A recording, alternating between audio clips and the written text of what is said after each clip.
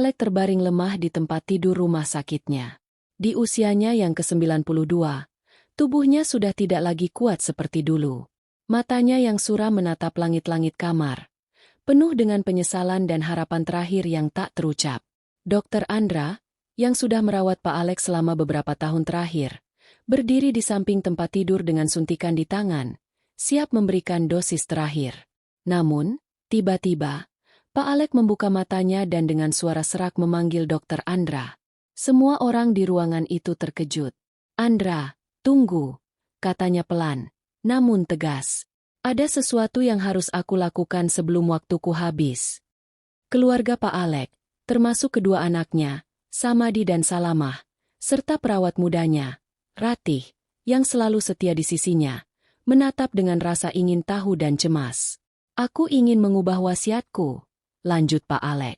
"Aku ingin mewariskan seluruh kekayaanku kepada Ratih." Seisi ruangan membisu. Samadi dan Salamah saling berpandangan, tak percaya dengan apa yang baru saja mereka dengar. "Ayah, apa yang ayah bicarakan?" tanya Samadi. Suaranya bergetar antara marah dan bingung. Pak Alek mengangkat tangannya dengan susah payah, memberi isyarat agar mereka mendengarkannya. "Ratih, dia yang telah memberikan harapan baru dalam hidupku. Aku ingin memastikan bahwa dia dan anak kami akan dirawat dengan baik." Kata-kata Pak Alek jatuh seperti bom di tengah ruangan. Semua mata beralih ke Ratih, yang terlihat ketakutan dan bingung. "Anak? Ayah, apa maksudnya ini?" tanya Salamah dengan suara tertahan. Ratih akhirnya memberanikan diri untuk berbicara. "Pak Alek dan aku, kami memang memiliki hubungan yang lebih dari sekedar perawat dan pasien. Dan ya, aku sedang hamil anaknya." Samadi berteriak. "Ini tidak mungkin. Ayah, bagaimana bisa? Ini pasti lelucon." Emosi memenuhi ruangan, mengalir deras seperti air bah yang tak terbendung. Pak Alek menarik napas panjang. "Ini bukan lelucon, Samadi. Aku mencintai Ratih dan dia telah memberiku harapan yang baru. Anak ini adalah bagian dari diriku, dan aku ingin memastikan dia mendapatkan yang terbaik." Salamah menangis, terisak-isak, merasa dikhianati. "Bagaimana bisa ayah melakukan ini pada kami? Kami adalah anak-anak ayah. Kami yang selalu ada untuk ayah." Pak Alek memandang anak-anaknya dengan mata yang penuh penyesalan dan kesedihan. "Aku tahu ini sulit diterima, tapi ini adalah keputusanku. Aku ingin Ratih dan anak kami mendapatkan bagian dari hidupku yang tersisa." Ratih berdiri di sudut ruangan, air mata mengalir di pipinya. "Aku tidak pernah menginginkan ini terjadi seperti ini. Aku hanya ingin merawat Pak Alek dan membuatnya bahagia di sisa hidupnya." Namun, di balik semua kekacauan itu, Dokter Andra tetap tenang. "Mungkin sekarang bukan waktu yang tepat untuk membuat keputusan besar seperti ini. Pak Alek, Anda butuh istirahat." Pak Alek menggelengkan kepalanya. "Tidak, Andra. Ini harus dilakukan sekarang. Waktuku tidak banyak." Samadi dan Salamah merasa terjebak dalam drama yang tak mereka duga. Mereka saling berbisik, mencoba mencari solusi. "Kita harus menghormati keinginan ayah, meskipun kita tidak setuju," kata Samadi dengan berat hati. "Aku tahu," jawab Salamah. "Tapi ini sangat menyakitkan." Dalam keheningan yang menyelimuti ruangan, Pak Alek melanjutkan dengan suara yang semakin lemah. "Kalian harus memahami, ini bukan tentang uang. Ini tentang memberikan kehidupan dan harapan baru. Ratih adalah bagian dari hidupku sekarang, dan begitu juga anak kami." Kata-kata itu menggemakan makna yang lebih dalam dari sekedar materi. Pak Alek sedang berbicara tentang cinta dan kesempatan kedua dalam hidupnya yang hampir berakhir. Ratih melangkah maju, mendekati tempat tidur Pak Alek. "Pak, saya tidak tahu harus berkata apa. Saya hanya ingin Anda tahu bahwa saya akan merawat anak kita dengan sebaik mungkin." Pak Alek mengangguk pelan. Air mata menggenang di sudut matanya. "Terima kasih, Ratih. Itu yang paling penting bagiku." Sementara itu, Samadi dan Salamah berusaha menerima kenyataan pahit ini. Mereka menyadari bahwa cinta dan harapan tidak bisa diukur dengan uang atau warisan. Dokter Andra, yang sudah lama mengenal keluarga ini, berkata dengan bijak. Mungkin ini adalah pelajaran bagi kita semua tentang arti keluarga dan cinta yang sejati. Terkadang, hidup membawa kita ke jalan yang tak terduga, dan yang bisa kita lakukan hanyalah menerima dan melanjutkan. Pak Alek tersenyum lemah. Itulah yang ingin aku katakan. Terima kasih, Andra. Terima kasih, Ratih. Dan maafkan aku, Samadi dan Salamah. Aku mencintai kalian semua. Dengan kata-kata terakhirnya, Pak Alek menutup matanya, merasa damai dengan keputusan yang telah dibuatnya. Keluarganya, meskipun terluka dan bingung, mulai menyadari bahwa warisan terbesar yang bisa mereka terima adalah cinta dan kebersamaan. Ratih melahirkan seorang bayi laki-laki yang sehat dan tampan, yang diberi nama Surya. Kehadiran Surya seolah membawa cahaya baru dalam hidup Ratih. Namun tidak semua orang menyambutnya dengan sukacita. Bagi Samadi dan Salamah, kelahiran Surya adalah pengingat akan pengkhianatan ayah mereka yang tak termaafkan. Hari-hari setelah kelahiran Surya dipenuhi dengan kebahagiaan dan kelelahan yang khas bagi seorang ibu baru. Namun, Ratih segera menyadari bahwa kegembiraannya akan diuji.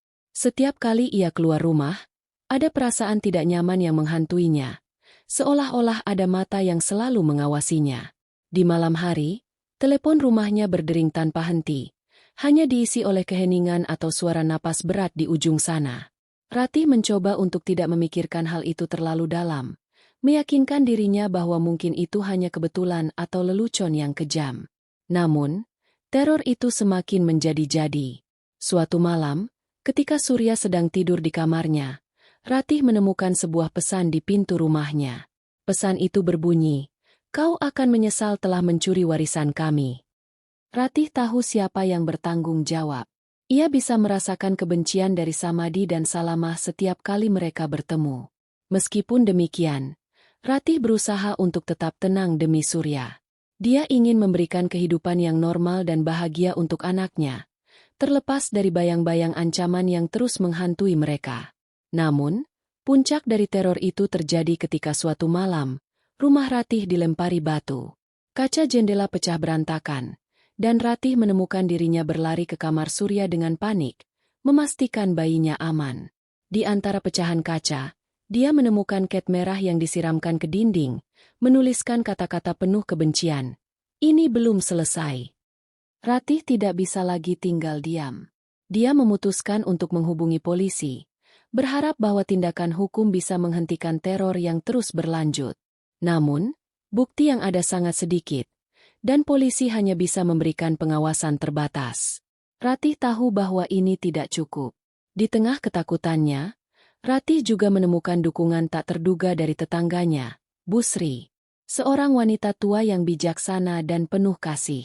Busri sering datang untuk membantu Ratih merawat Surya, memberikan nasihat dan kekuatan yang sangat dibutuhkan Ratih. "Kau harus kuat, nak," kata Busri suatu hari. "Buktikan bahwa kau bisa melewati ini. Untuk Surya." Namun, ancaman dan tekanan semakin meningkat. Ratih menerima panggilan dari pengacara keluarga Pak Alek, yang mengatakan bahwa Samadi dan Salamah sedang berusaha untuk menggugat wasiat Pak Alek. Mereka menuduh Ratih telah memanipulasi ayah mereka di saat-saat terakhir hidupnya. Sidang pengadilan menjadi ajang pertempuran emosional yang hebat. Samadi dan Salamah duduk di satu sisi, penuh dengan kebencian dan amarah. Ratih, di sisi lain, dengan Surya di pelukannya, berusaha untuk tetap tegar. "Aku tidak pernah meminta apapun," kata Ratih dengan suara bergetar. Pak Alek memberikan semua ini dengan kemauannya sendiri. Pengacara Ratih berargumen dengan keras, menunjukkan bukti bahwa Pak Alek memang sangat mencintai Ratih dan Surya, dan bahwa wasiat tersebut adalah keputusannya yang matang. Namun, Samadi dan Salamah tidak mau mengalah. Mereka terus berusaha mencari celah untuk membuktikan tuduhan mereka. Di luar ruang sidang, Ratih kembali diteror.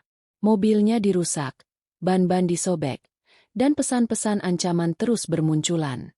Ratih merasa terjebak dalam mimpi buruk yang tak berujung. Namun, di tengah semua itu, kekuatan cinta untuk Surya membuatnya terus bertahan. Suatu malam, ketika Ratih sedang menidurkan Surya, dia mendengar suara-suara dari luar rumah. Dengan hati-hati, Dia mengintip keluar dan melihat bayangan seseorang di halaman. Dengan hati yang berdebar kencang, dia menelepon polisi dan mengunci semua pintu dan jendela. Ketika polisi tiba, bayangan itu sudah menghilang, meninggalkan jejak-jejak kaki di tanah basah. Ratih merasa lega sejenak, tetapi juga sadar bahwa dia harus lebih waspada. Dia memutuskan untuk memasang kamera pengawas di sekitar rumahnya, berharap ini bisa memberikan rasa aman yang lebih. Namun, malam itu adalah titik balik. Saat meninjau rekaman kamera, Ratih melihat sesuatu yang mengejutkan. Samadi dan Salamah terlihat di rekaman, mengitari rumahnya dengan ekspresi marah dan penuh dendam.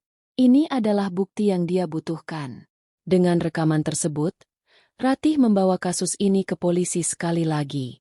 Kali ini, dengan bukti yang kuat, polisi tidak punya pilihan selain mengambil tindakan lebih tegas. Samadi dan Salamah dipanggil untuk diinterogasi, dan tekanan hukum mulai membuat mereka goyah. Sidang pengadilan mencapai klimaksnya ketika rekaman tersebut ditunjukkan di depan hakim. Samadi dan Salamah tidak bisa lagi menyangkal keterlibatan mereka. Hakim memutuskan bahwa wasiat Pak Alex sah dan bahwa Ratih dan Surya berhak atas warisan tersebut tanpa gangguan lebih lanjut. Meskipun menang di pengadilan, Ratih tahu bahwa perjuangannya belum berakhir. Samadi dan Salamah mungkin kalah secara hukum, tetapi kebencian mereka belum hilang. Namun, Ratih bertekad untuk melindungi Surya dan memberikan anaknya kehidupan yang aman dan bahagia. Dengan dukungan dari Busri dan beberapa tetangga yang peduli, Ratih mulai membangun kembali hidupnya. Dia tahu bahwa masa depan tidak akan mudah, tetapi dengan cinta dan keteguhan hati, dia yakin bisa melewati segala rintangan. Di malam yang tenang, saat Ratih menidurkan Surya, dia berbisik, "Kita akan baik-baik saja, sayang. Kita akan hadapi ini bersama. Kamu adalah cahaya dalam hidupku, dan aku akan selalu melindungimu." Dengan itu, Ratih merasa beban di hatinya sedikit berkurang. Dia tahu bahwa perjalanan mereka masih panjang, tetapi dengan cinta dan keberanian, tidak ada yang tidak bisa mereka atasi.